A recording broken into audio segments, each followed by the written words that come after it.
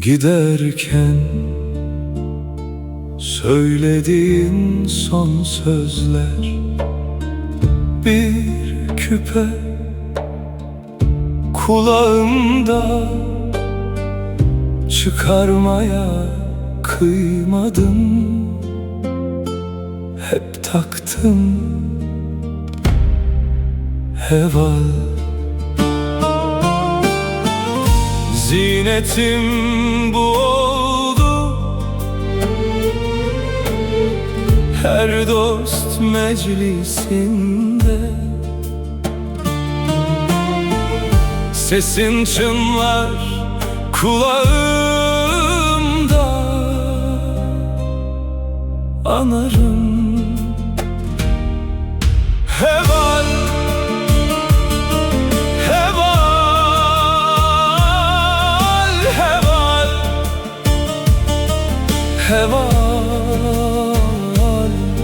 Anarım heval.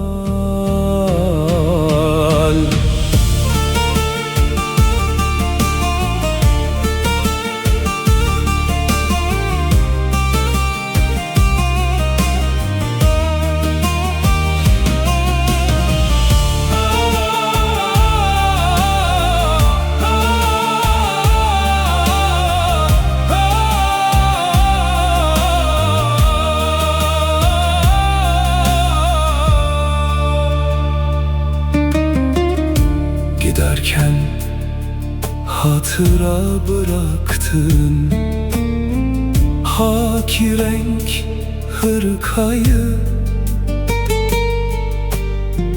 giymeye kıymadım, sakladım. Heval, elbisem bu olsun, bayram olursa seninle kutlamaya hazırım.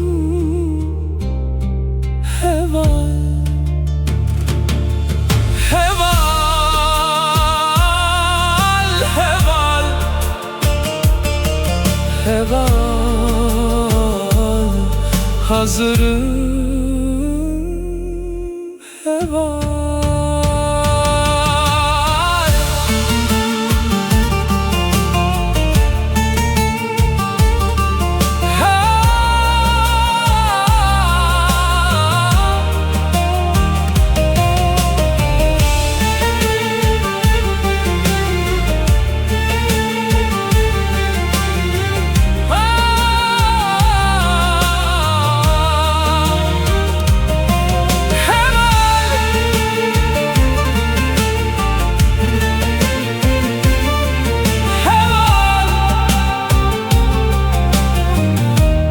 Hazırım heval.